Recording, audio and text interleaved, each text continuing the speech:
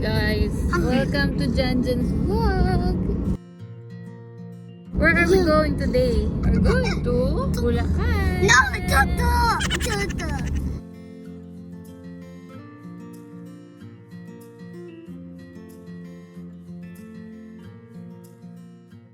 Hi. So, meron akong nabasa. Ang sabi doon, don't save the good stuff for later.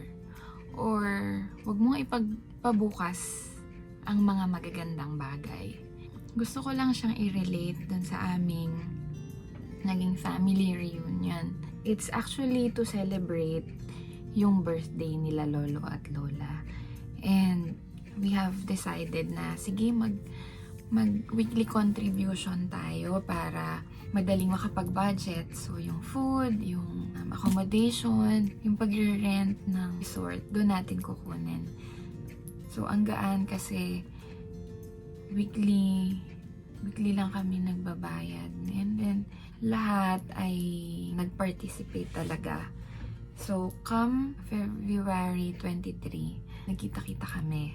So nagsama-sama kami dito sa privado, eksklusibo.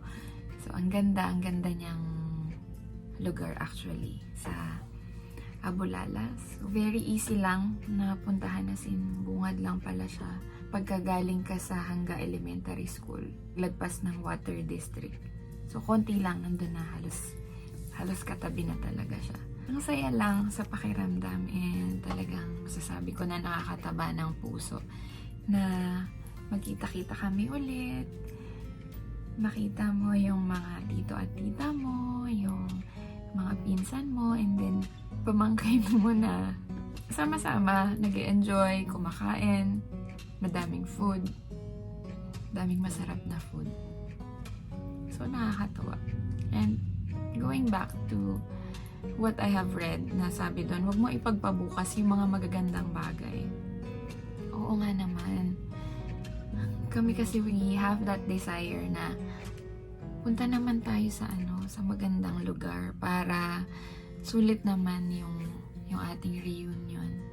And ito, nagkaroon din ng ganong plano kasi we wanted to continue yung legacy nila lolo at lola na nagsasama-sama, na even though they are no longer with us, sila lolo, lola, si tatay, even though they are no longer with us, na life will still go on, na pina-feel nila sa amin na magandang childhood, yung pinaranas nila sa amin na magandang experience nung bata kami. Gusto namin it will still continue kasi meron na kaming anak, may mga chikiting na. So ayaw namin na dahil sa lungkot, yung joy will stop. Ayaw namin mangyari na dahil merong mga hindi magagandang pinagdaanan na hindi ma-experience nitong mga batang to, yung masayang childhood. So yun, nagkita-kita kami. So dumating kami, actually naka-ready na lahat.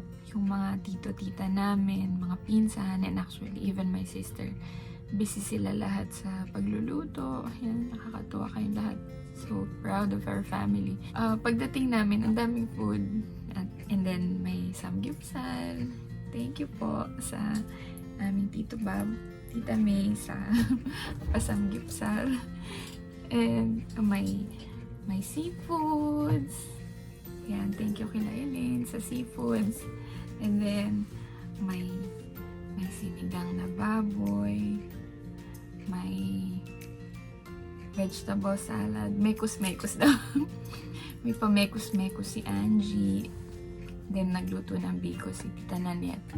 So ang sarap kasi pagdating namin naka-ready na lahat.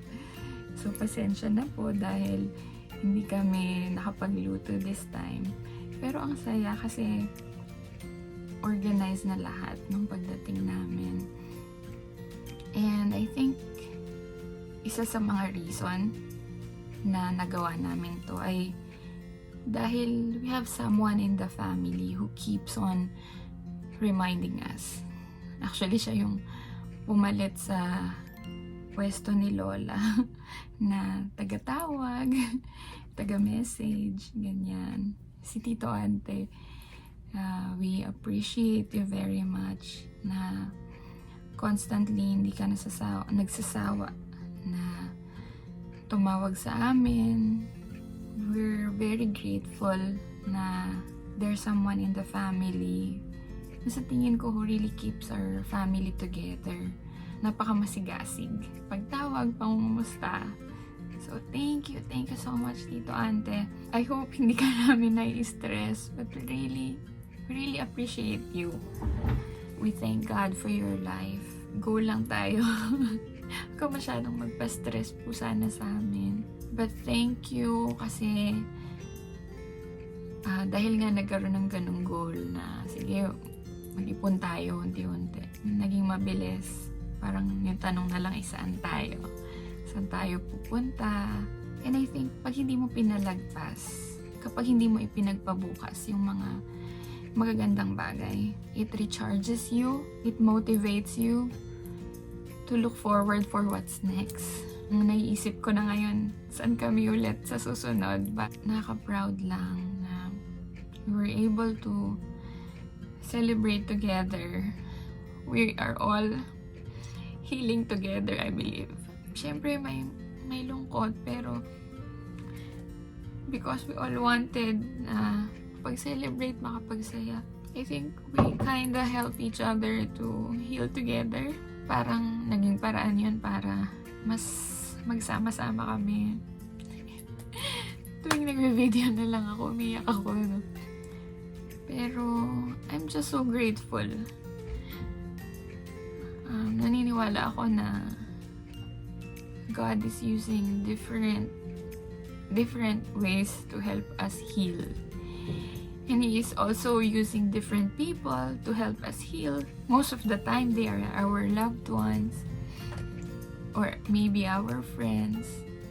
So, nagpapasalamat ako sa Lord na we are healing together. May mga nawala, but we're able to continue. Life still goes on. And ang ganda ng lugar eh.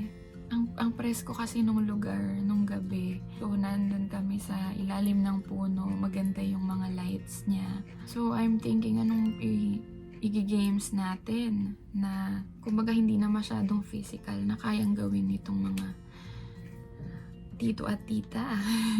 So, hanap ako sa Google. I found 59 questions to ask during a family reunion. So, yun yung ginawa namin. Nagtanungan kami, ganyan. Nakapag-sharing time. Yung iba nun lang nakapag-share ng mga griefs nila. So, I'm grateful na, di ba, nagkaroon kami ng time na masabi sa isa't isa how we really feel or how we are actually coping up dun sa mga nawala. And you know, all I can see is God's grace sa buhay namin. Kasi meron dun nakapag-share yung isang uncle ko na sabi niya, kung wala ako sa Lord, siguro yung buhay ko will be miserable. Na kung wala ako sa Lord, napaka-lungkot ng buhay ko. And then yung isa naman doon, nakapag-share siya na masaya siya kapag nakikita niya yung family na maayos, na may unity yung mga anak.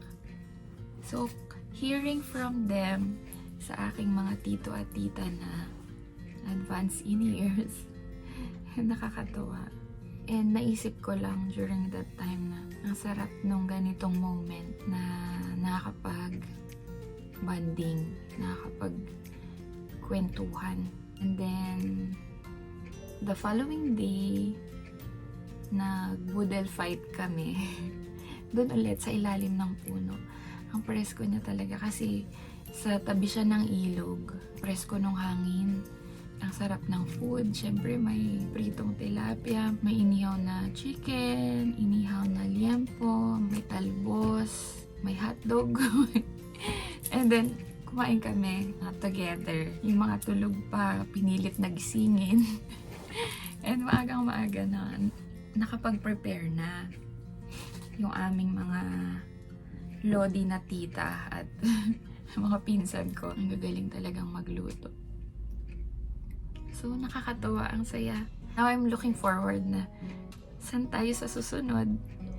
Ano naman yung gagawin natin sa susunod. Yung mga bata. After kumain, nagsipag-swimming. So, masaya rin sila. So, everyone is happy. I really believe na masiyahan dun sa aming naging reunion. And we're looking forward for what's next. So, I hope kayo rin hindi nyo pagpapabukas yung mga magagandang bagay. I hope you will also find time na makapag-bonding kayo ng family ninyo. Sometimes, hindi naman yung lugar yung pinaka-important. Most of the time, it's the intention. Basta gusto nyo magsama-sama, basta gusto nyo maging masayang pamilya, walang makakahadlang. You will always find ways kapag gusto mong gawin yung isang bagay.